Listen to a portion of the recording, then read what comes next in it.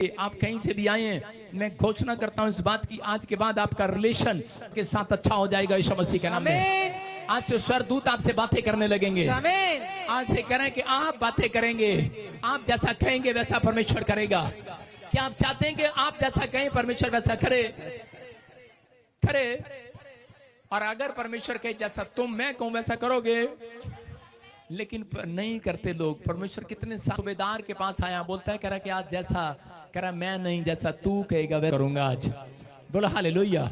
कह रहा विश्वास करना आज वो पाम संडे, कह रहा लेकिन अगर आपकी भक्ति कह रहा है पसंद आई परमेश्वर को, अगर निजी संबंध पवित्र आत्मा के साथ बनाया, आपने एक अच्छा रिश्ता परमेश्वर के साथ बनाया, क्योंकि सोच थी मूसा की, अपनी सोच के अंदर लाना है कि परमेश्वर मैं ऐसा क्या काम करूं कि परमेश्वर जिससे तू खुश हो। ऐसी कौन सी बात है कि परमेश्वर तू खुश हो? आप खुश करने वाले बनो।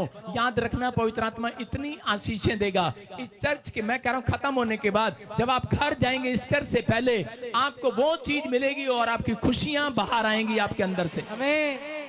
आपका उदासी वाला चेहरा खत्म हो जाएगा। चर्च कारण क्या था? उन्होंने परमेश्वर से कह रहा है कि कुछ मांगना छोड़ दिया था। वो सिर्फ संपत्ति के लिए आए थे। वो इजरायली 3000 लोग जो मारे गए वो सिर्फ संपत्ति के लिए आए थे। उनका रिश्ता सही नहीं था। अपने पड़ोसी से हाथ मिला के बोलो मेरे बच्चों की लाइफ सेफ हो परमेश्वर, मेरे परिवार की लाइफ सेफ हो, स्पिरिचुअल लाइफ हो जाए हमारी। आज जितने लोग परमेश्वर के साथ रिश्ता सही बना रहे हैं, मैं कह रहा हूं कि वो चमत्कार को देखने वाले हैं यीशु मसीह के नाम में। कई बार एंजल नीचे आते हैं, स्वर्गदूत नीचे आते हैं चमत्कार करने के लिए, आपके साथ चमत्कार करने के लिए। आपने मांगा नहीं है, याद रखना। आपका रिलेशन जब सही होता है, जब आप चर्च में बैठ कर जाते हैं, आप प्रार्थना करके जाते हैं, आप कंटिन्यू चर्च आ रहे हैं, आप बीच में बंक नहीं मार रहे, ऑनलाइन जुड़े हुए हैं, आप हमेशा दशमांश देते हैं, आपको कहना नहीं पड़ेगा, एंजल आएंगे आपके दशमांश का 1000 गुना वापिस देकर जाएंगे। एंजल आएंगे आपकी प्रार्थना को देखकर जाएंगे। एंजल आएंगे आपको देखेंगे, वो नोट करते हैं वो किस प्रकार वो आते हैं और किस प्रकार जाते हैं। सुलेमान के वहां पर एक रानी नोट कर रही थी, लिखा करे कि सुलेमान जब के मंदिर में एक वो शिबा की रानी आई तो वहां पर लिखा किस प्रकार उसके चर्च में वॉलंटियर आते और जाते थे, किस प्रकार बैठते थे, किस प्रकार पानी पिलाते थे, किस प्रकार के वो कपड़े पहनते थे। इसका मतलब परमेश्वर भी एक डायरी लेकर स्वर्गदूतों को भेजता है, नोट करता है वो। अगर आज परमेश्वर को किसी का चाल चलन पसंद आया, याद रखना आप इस धरती पर पहले मनुष्य होंगे जो सबसे आशीषित होंगे यीशु मसीह के। आमीन। अपने हाथों को उठाओ, आमीन बोलकर आजाद हो जाओ आज। कह रहा एंजल यशायाह 41:10 में कह रहा जब लोग घबराए हुए थे, परेशान थे इजरायली लोग, तो परमेश्वर ने अपने भविष्यता को कहा। क्या कहा? पढ़ेंगे इसमें, देखो लिखो, मत डर क्योंकि मैं तेरे संग हूँ, इधर उधर मत ताक क्योंकि मैं तेरा परमेश्वर हूँ, मैं तुझे दृढ़ करूंगा, तेरी सहायता करूंगा, अपने धर्मे दाहिने हाथ से मैं तुझे संभाले रहूंगा। बोलो हालेलुया। हालेलुया। किससे बात कर रहा है ये? कहता उन लोगों से जिनका रिश्ता परमेश्वर के साथ सही था। एक जगह भविष्यता कमजोर हो गया और उसको कहा मत डर क्योंकि मैं तेरे संग हूं, इधर उधर मत ताक। कहता उनके लिए ये वचन, कहता जो मसीह में चलना चाहते हैं, आगे बढ़ना चाहते हैं, जो परमेश्वर के पीछे चलना चाहते हैं, उसको खुश करना चाहते हैं, अगर तकलीफ आएगी तो वो कह रहा है मत डर, तेरे साथ तेरा परमेश्वर खड़ा है, तेरा बुलडोजर खड़ा है, तेरी क्रेन खड़ी है, तेरी जेसीबी खड़ी है। वो तुझे नहीं निकाल पा रही, लेकिन परमेश्वर की क्रेन आएगी और निकालेगी इस खड्डे में से बाहर, इस दुख के खड्डे में से बाहर आएगा। कह रहा वो अपने दरमे दाहिने हाथ से तुझे संभाल कर रखेगा। ये परमेश्वर का वायदा है। अगर आप परमेश्वर को खुश करने की कोशिश करते हैं, आप सुबह उठते हैं और परमेश्वर को पहला स्थान देते हैं। आज बहुत सारे लोग कह रहे आज्ञा तोड़ देते हैं, लेकिन परमेश्वर कहते हैं वो लोग कह रहे जो कह रहे कि अपने समर्पण अपने बना कर रखते हैं, अपनी गवाहियों को खराब नहीं होने देते।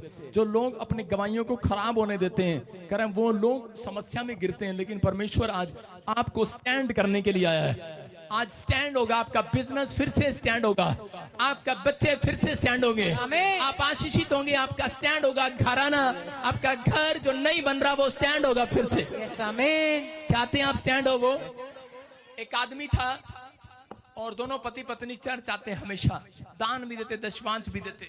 लेकिन थोड़े दिन के बाद वो एक आदमी को और लेकर आने लगे। वो किस लिए लेकर आया था? क्योंकि इन दोनों की पत्नियों में दुष्ट आत्मा थी। और एक आदमी जब आया, अमृतसर से आया था वो, अमृतसर से आए और उसी समय उसकी पत्नी में से 2 दिन में दुष्ट आत्मा निकल गई, 2 संडे में। और तीसरे संडे वो आदमी नहीं आया, वो गांव का सरपंच था। और उसके बाद जो उसके गांव में पंच था या वैसे ही मेंबर होगा, वो चर्च आने लगा, लगातार आने लगा। मैंने उसको पूछा, मैंने कहा तेरे साथ वाला कहाँ है? बोलता है वो चला गया। उसकी पत्नी कहता है बिल्कुल ठीक होगी। मैंने कहा यार फिर भी विश्वास नहीं किया उसने, क्योंकि उसका एक निजी रिश्ता नहीं था साथ। वो परमेश्वर की खोज के लिए नहीं, वो चंगाई के लिए आया था।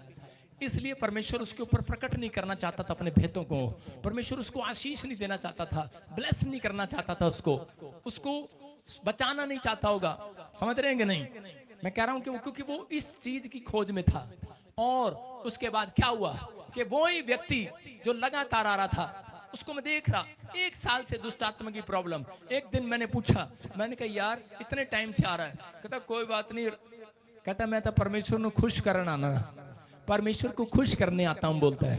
कहता है मुझे ये बताओ पादी साहब, परमेश्वर खुश कैसे होता है? उनको मैं बातें बताता था। मैं कहता है सेवा करो, अगर आज आप सेवा करोगे आशीष मिलेगी। एक दिन वो नाराज हो गया, पता नहीं चर्च में लड़ाई हो गया वॉलंटियर के साथ, और नाराज हो गया और संडे नहीं आया। अगली बार दूत उसके पास गए, क्योंकि उसका क्वेश्चन क्या था कि मैं परमेश्वर को खुश करना चाहता हूं, मुझे बताओ। और इसी समय स्वर्गदूत उसकी वाइफ के ड्रीम में गए और उसको जाकर बोले, अपने पति को बोल कि जाकर पास्टर की सेवा कर, सेवादार बन जा। 5 किले जमीन का मालिक, 10 करोड़ जमीन, 10 करोड़ है उसकी जमीन का रेट। 10 करोड़ वाला आदमी मेरी सेवा करता है आज भी चंडीगढ़ के अंदर। सुन रहे हो?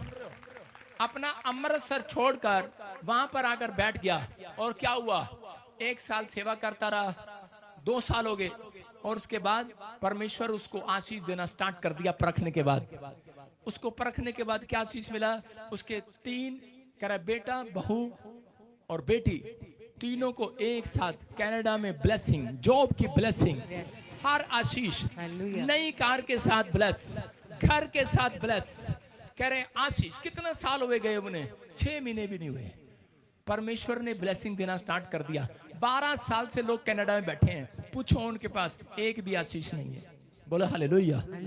बहुत सारे मेरे स्टाफ के समझ गए होंगे मैं किसके बारे में बोल रहा हूँ। पवित्र आत्मा बताता है, सुनता है इन गवाहियों को। आज भी वो बंदा ईमानदार है, क्योंकि परमेश्वर कहता है रिजी रिश्ता कैसे बनता है? जब आप याजक के साथ जुड़ते हैं, जब आप सेवा करते हैं, जब आपके जीवन में स्पिरिचुअल फादर होता है, तो कहता है आपका रिश्ता परमेश्वर के साथ बनता है। हालेलुया। समझ रहे हैं कि नहीं? कहता है मिले ना मिले, उसकी जुबान ये थी, मिले ना मिले। कहता है हमने तो सेवा करनी है जी, हमने तो आपकी सेवा करने के लिए आए जी।